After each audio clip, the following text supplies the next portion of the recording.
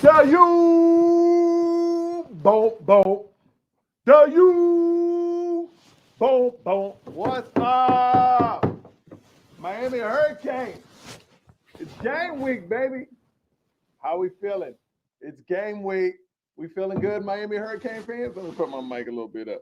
We feeling good, Miami Hurricane fans? I know I am.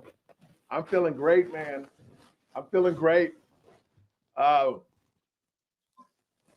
Today's podcast is brought to you by DraftKings. Bet $5, get $300 in bonus bets if your bet wins.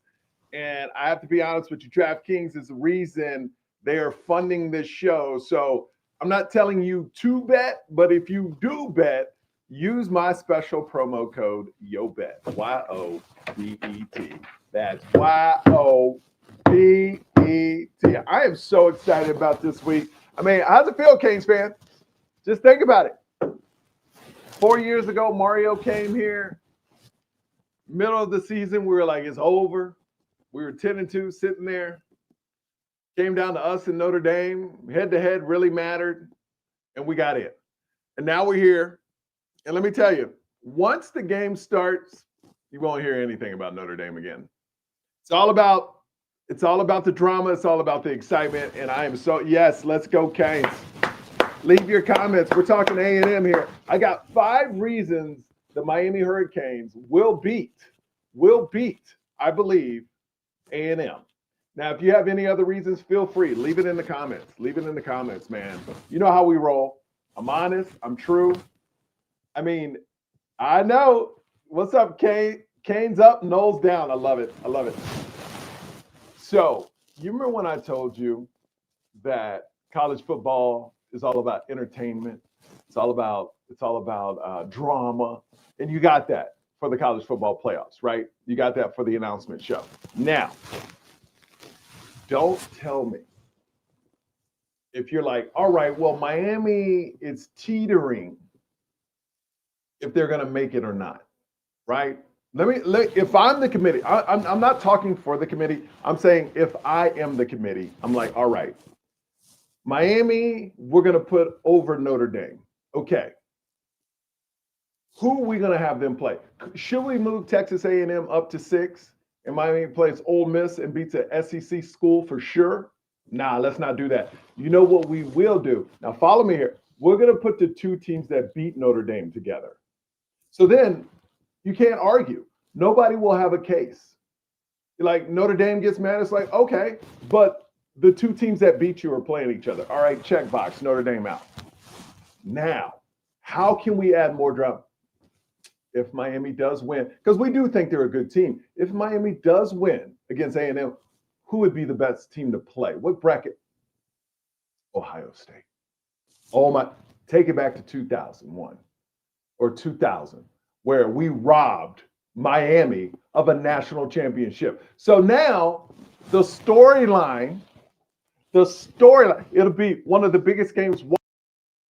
Miami, Ohio State. They're bringing back all this old ESPN footage. The hype for the game is crazy. Jeremiah Love against Malachi Tony. Oh, you could see it. South Florida's best going against each other. Miami. Can you imagine that game if like Jacoby Thomas or Keontae Scott just lays a hit on Jeremiah Smith? Like just standing over. Can you imagine those promos leading up to the Ohio State game? Miami, just the hate. I don't know if I have more hate for Notre Dame or Ohio State.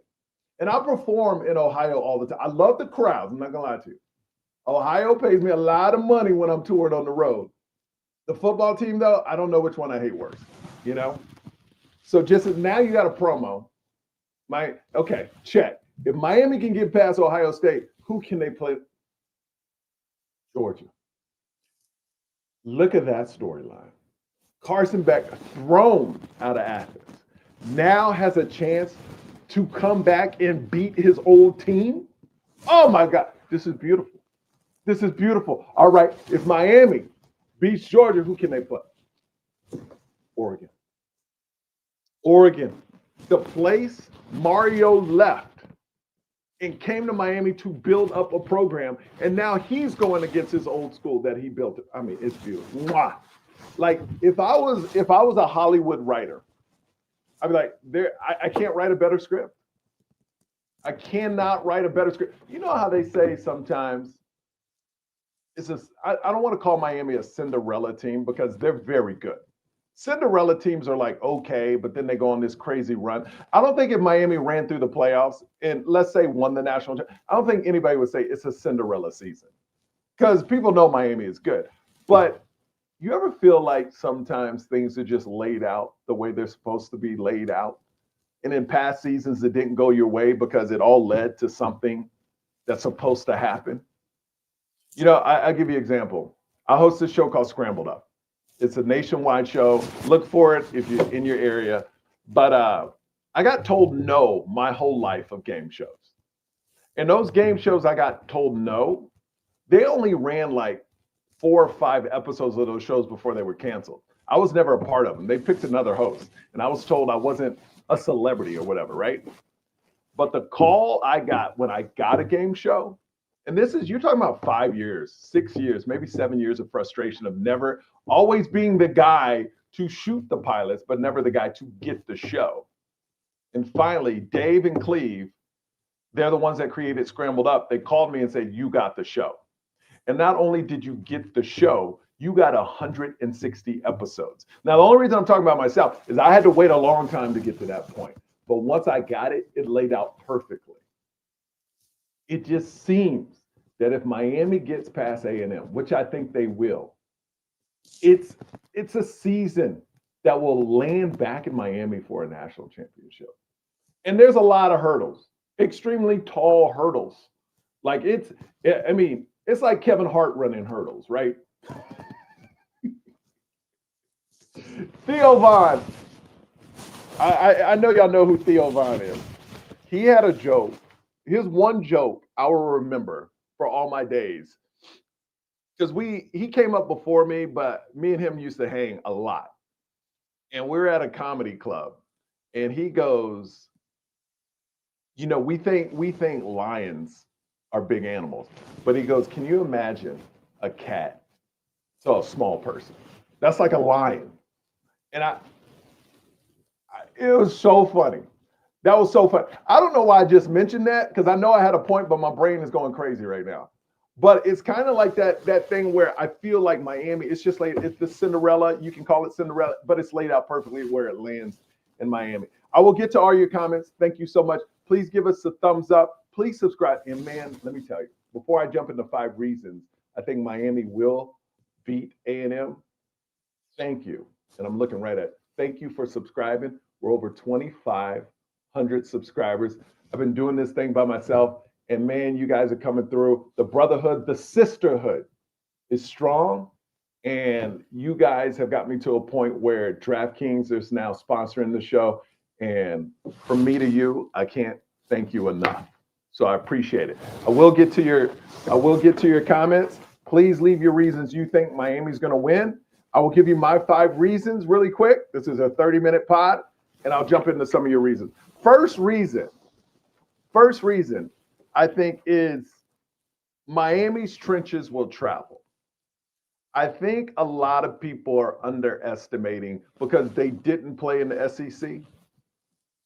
I think they're really underestimating Miami's trenches, offense and defense. And I really feel they're really underestimating the defensive trenches we have. Because offense, here's the thing. Offense, I know they got Cassius Howell. And then after Cassius Howell, it's a major drop-off as far as sacks and things like that. Markel Bell will have his hands full, right? So you're going to need to chip a lot. You're going to need to, make sure you have this Cassius Howell in check. If he goes to CC side, not really worried about that. Markel Bell is the key to this game, one of the keys. But our trenches will travel. And I told you this before. I don't care if you play in the SEC, SECC, or SECCCCC. They have never seen 2 ends like they are about to see. You can play, and remember, A&M didn't play the good half of the schedule. They played the Duke side of the ACC schedule. That's what A&M played, right? Look at that. They didn't play the Georgias. They didn't play the good teams. They played the bad teams in the SEC. So are they really battle tested? That's a question I have. Because Duke, were they battle tested? Do I think Miami would play Duke and beat them by like 21, 28 points? Heck yeah, I do. So A&M, they can claim SEC all they want, but they didn't play the good SEC teams, you know? And the one decent team they played, Texas, ran all over them. So I think our trenches will travel 100%. And defensive side of the ball, this is number two. A&M's defense has been more vulnerable versus ranked teams. Miami, not so much. Like, let me give you an example. This is a stat. When A&M plays good teams, when they play great teams, they have allowed 370 yards, 5.75 yards of play. When they play good teams against AP ranked opponents, I'm talking about AP ranked opponents, they have given up 370 yards and 5.7 yards per play. Now that's from CFB stat. So I go back and say it's all about the trenches.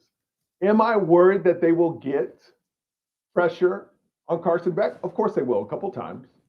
I mean, if you're playing 60 to 75 snaps, they'll get 3 or 4 pressures. I'm sure they might get a sack or 2.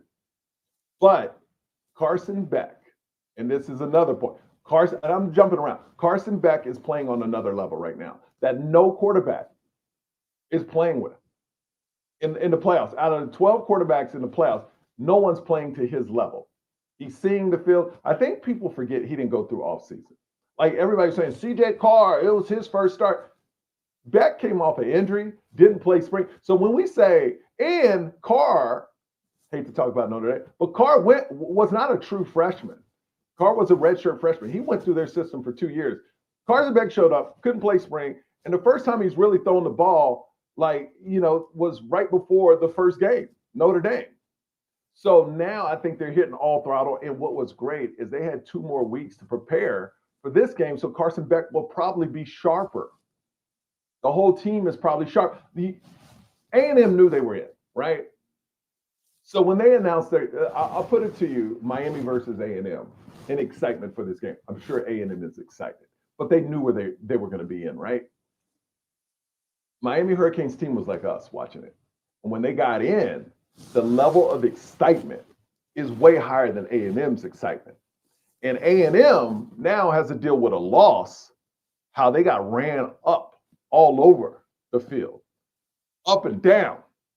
And the proof is in the pudding. AP ranked opponents, 370 yards and 5.7 yards of play. And they're vulnerable on the outsides. What's that mean? Pringle. That means Pringle.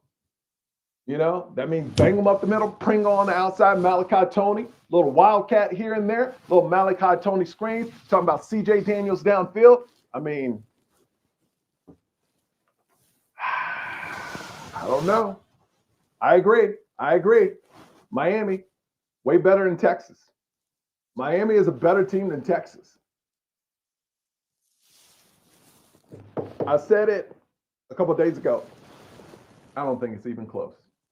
I don't even think the game's close, but I will give my prediction in another podcast. By the way, we got a stacked week this week. We got Gio Milian is going to be on tomorrow or Wednesday. We got Alex Dono going to be on the show. Stacked shows coming up this week. I'm going every day this week because you people are coming through for me. So I am going to come through for you. All right. Now, Miami, let's go defense to defense. This is another reason. Let's go defense to defense.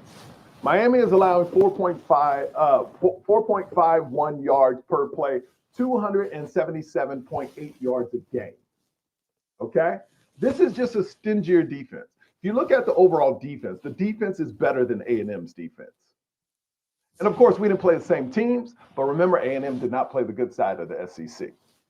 A&M is allowing over 5 yards per play and over 309.8 yards per game. So Miami's talent on the defense overall, to me, is way higher. You got the best two ends in the country. You got a strong tackles. You got depth there.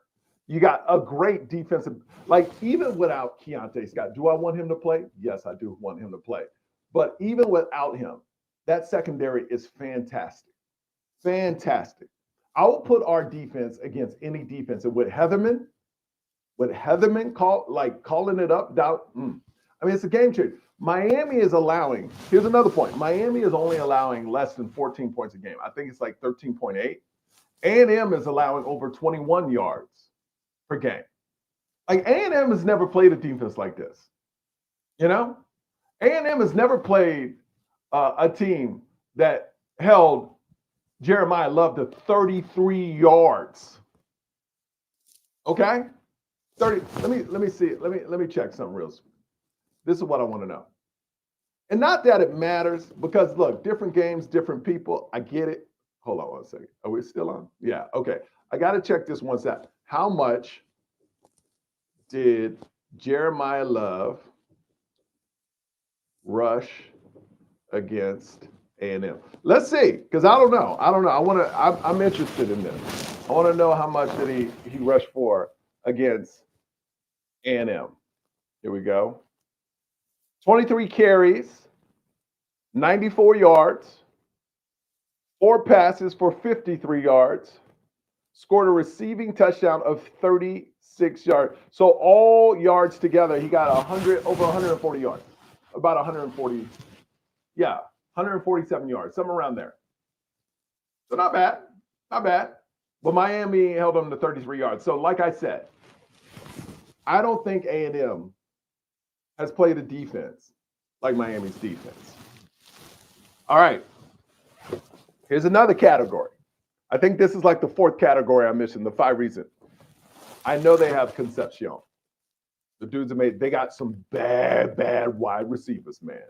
Them boys are bad. And tomorrow's podcast, just so you know, will be the 3 hidden X factors. 3 factors that people aren't talking about. That will be tomorrow's podcast, because there are 3 major factors nobody's even talking about, because everybody's talking about Bain, Akeem, Carson Beck. But there's 3 players, to me, that's not been talked, that are the keys to this game. We will talk about that tomorrow. And I'm not talking Malachi Tony either. You know, 3 X factors tomorrow. That will be with Gio or Alex Dono tomorrow. So Miami's hidden yards from special teams. Let's talk about hidden yards from special teams. Miami's punt return unit. That's Malachi Tony, 14 yards in returns, averaging 14 yards. Punt coverage, listen to this. And I know and I'm be honest with you, we have never gone against someone like Concepcion, returning punt. Be straight up honest with you. That would be ignorant for me to say, yes, we go against people like that. No, we don't. Concepcion is on a different level. He's a first rounder. He's going to be picked like 28th. They're estimating he will be picked 28th in the draft. So, yeah, he's the real deal, right? But Miami's punt coverage, 4.89 yards per punt return. Do you know how ridiculous that is? That's like literally a dude catching the punt, taking 3 steps, and then being stopped. That's the average, 4.89 yards per return. So it's going to be a lot of special teams. So I think Miami can handle Concepcion, but I wouldn't kick directly to him. I would be angling for the sidelines 100%. You know, you remember that I used to watch the Rocket Ishmael. You remember the Rocket Ishmael for Notre Dame? Look, I was a fan of his. I know he went to Notre Dame, but that dude was electric on the field. I forgot what team he was playing, but they decided to kick to this dude with the game on the line, and he ran it back. I wouldn't purposely kick to him to be like, we're going to show him. No, you keep it away from him. But Miami's punt return, just think about how good that is. 4.89 yards, less than 5 yards. That's literally a punt returner taking 2 to 3 steps and being stopped every single time, most of the time. That's absolutely incredible. Incredible. So those are my, and of course, Carson Beck. You know, I talked about him a little. The dude's on fire. Like, I don't know all the stats, because I heard Dono go through all the stats, and I hear the PFF guys who are amazing go through all the stats. Carson Beck right now is operating on a different level. Turnover edge. Miami has 12 two TDs off of turnovers, 12 interceptions. This is another key. Defense, the turnover margin. 12 interceptions, returned for 195 yards, 2 touchdowns. A&M only has 3 interceptions. That bodes well for Carson Beck, right? They got a solid secondary. A&M has a solid secondary, but that bodes well for Carson Beck. Where our defense, they got 12 interceptions. And let's be honest, A&M's quarterback, if he's rushed or if his feet aren't planted, he will throw you an interception. He will throw you an interception. Just like we know, and if you're a Miami fan, you know this, and you feel my pain. If Carson Beck doesn't get the ball out in 2 seconds, once he drops back and he starts patting that ball, we all hold our breath. Because usually it's like, boom, he knows where he's going. Boom, boom. But what? Look, if you're a Miami fan, we're just being transparent here, right?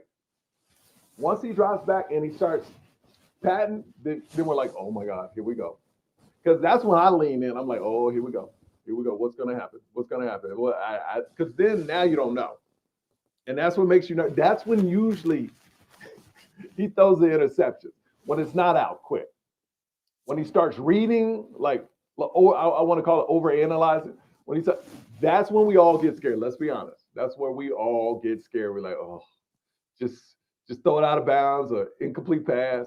And sometimes it pays off. But Carson Beck is a dude that's so good at reading defenses, he usually gets the ball out quick. And if it's not out quick, that's when the trouble happens, right? Going to some of your comments here.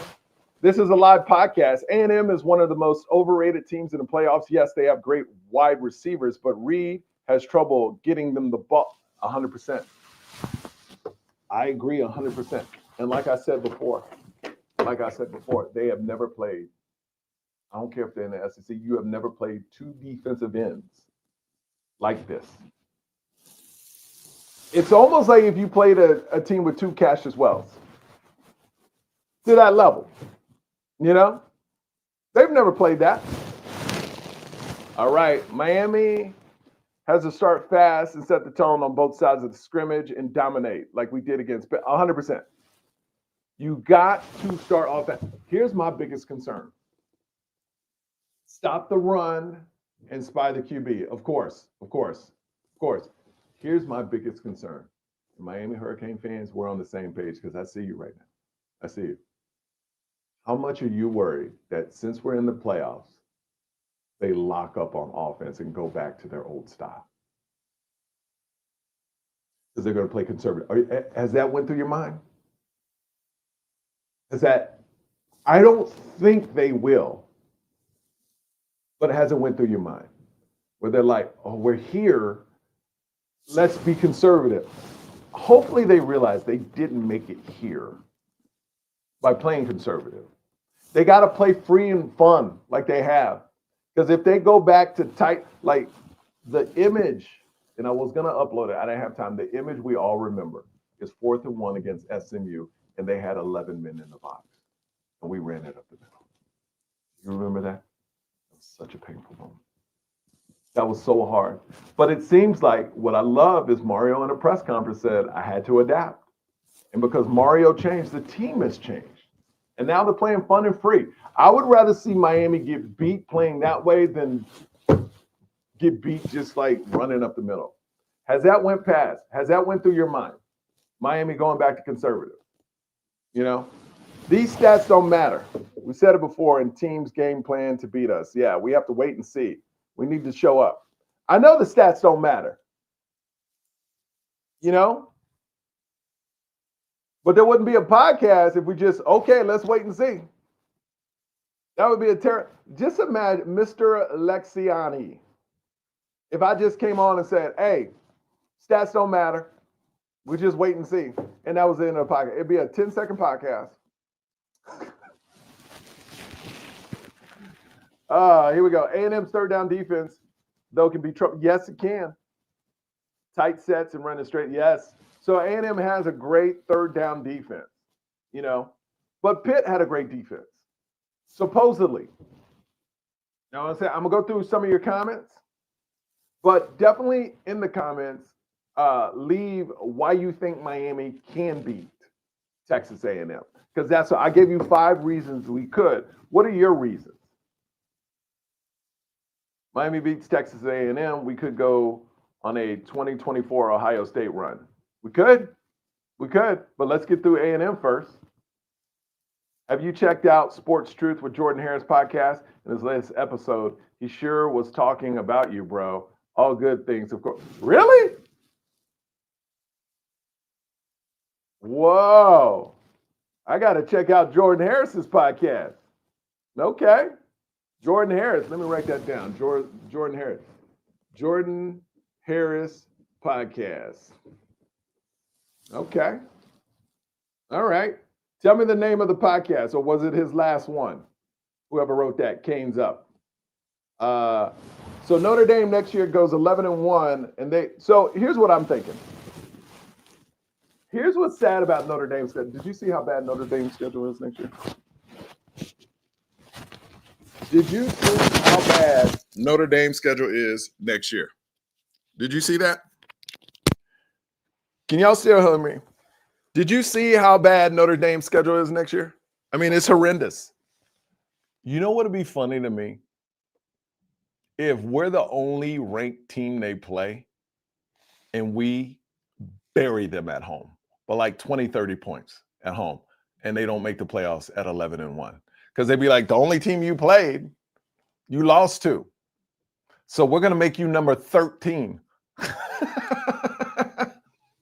I'm just saying, their schedule is horrendous. Unless USC is good, they might as well play American Heritage. They might as well they'll get a better game out of the Florida high schools than the teams they play in next year. That's ridiculous schedule. That's ridiculous. And I like that our schedule is tougher. We play the Clemsons, we play the Notre Dame, we play, of course, Florida State. Hopefully they're better. How bad is it that we're actually I like them being bad, but they actually need to kind of be good so we can beat them and get some credit for it. You know, like at the beginning of the season, you know? Pringle is going to go off. I don't know, but I know they need to give him the rock because A&M is weak on the outsides. All right, here we go. One reason. Poke the bear that Ruben Bain. Let me tell you something. Did you see Marcel Reed, their quarterback, he was talking great about Ruben Bain, and then they asked him what he thought about his lineman's comments, and then he kind of goes, yeah, I agree. Like, it's just another game. He's just another player. You know, it's like, I get it. What are you supposed to say? Yeah, he's going to dominate us. He's going to beat us. No, you're not. But Marcel Reed, you will understand the pain that Bain's going to bring to your offensive line. Do you realize, ask the PFF dudes, man, do you realize that they make every offensive line have the worst PFF grades ever? Ask Notre Dame. 23s. They were in the 19s. 23. It don't matter how good you are. They better. And I've said it before, and I'm going to say it we both have blueprints on how to beat each other. And I told you I told you A&M, if you play cute, you will have a chance. And by cute ball, I mean quick little passes that Marcel Reed does not do. Quick little passes, speed up the tempo, and play cute. And don't try to just man up on. If you man up, like I heard, who was it? Not Josh Pate, the other white dude that has a big pocket, got the blonde hair. He says, if you think you're going to beat A&M in a telephone booth, you're wrong. I disagree. I think Miami can beat them in a telephone booth, and they will beat them on the outside. I think Miami will dominate this team. Okay? To me, if you think you can beat Miami, man up, you're in trouble. And I'm talking about trenches. They travel. So I don't care if it's 0, 10 degrees. Miami's trenches will travel. Carson Beck is tested. He's been through what these people went. He's been through championship rounds. He's fine. So that's why I think Miami's going to dominate. We got some new comments coming in. Thank you so much for joining me, man. Appreciate you. And make sure the lifeline of this podcast, I'm not encouraging you to bet at all. But if you do, DraftKings, bet $5, get $300 in bonus bets. But you have to use, if you win, you get those $300 in bonus bets if you win. But you have to use my code YOBET, YOBET. It is the lifeline of this show. Lagway hit the portal. No. I know we're talking about fiber, but no. I think, and here's the thing. Let's be honest. Sometimes quarterbacks just need a change, right? I wish the young man well. I wish him well. But sometimes you got to get out. Sometimes we've all been in terrible work environments where we're like, I need a change. This is bringing my mood down. You know, this kid was a 5-star out of high school. Didn't play for the biggest high school in Texas. I got to be honest with you. Because I had to look up I'm from Texas. I played football in 5A. This was 20 years ago, 30 years ago, a long time ago. And our school was 5A. And we played teams that were good. We played like the Klein Forest. We played teams like that, right? But the school, I had to look up, you know? So, yeah, we don't want Lagway, but I wish him well. Because we want Levitt, you know? That's who I would think we want. Penalties on Miami dictate this game. That's the only stat that matters. Losses to Louisville and SMU. Yes, SMU would riddle. It's all about penalties, man. You know, I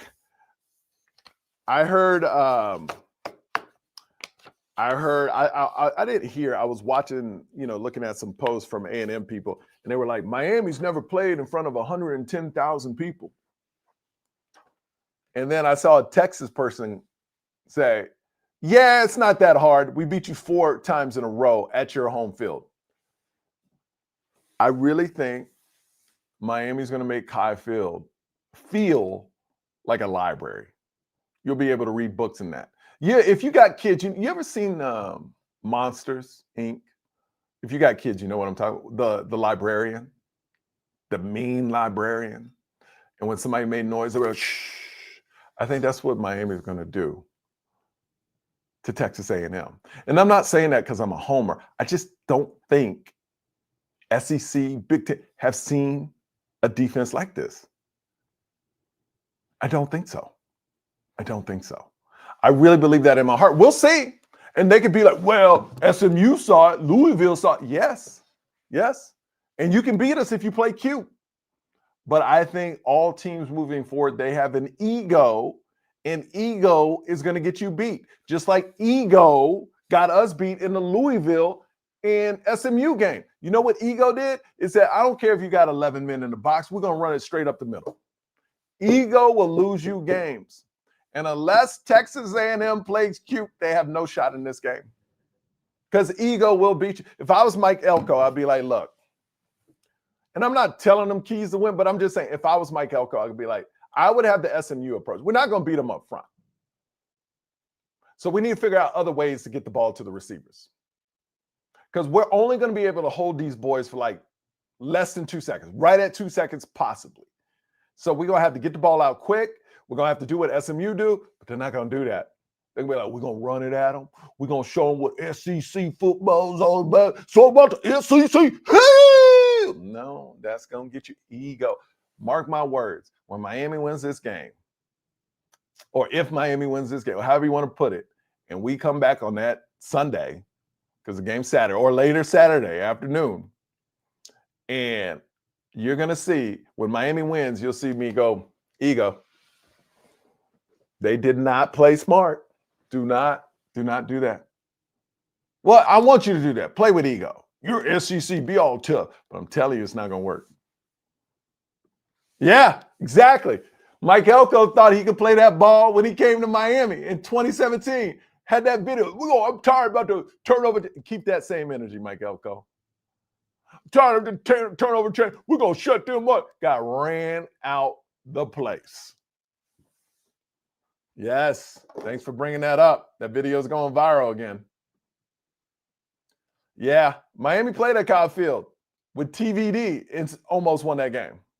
I'm not worried about the field, man. And to be honest with you, TV likes to make this Kyle Field way better than it is. I've talked to coaches. I know coaches too. And I've talked to several coaches. Kyle Field's okay. It's okay. They would much rather play Kyle Field than the Swamp.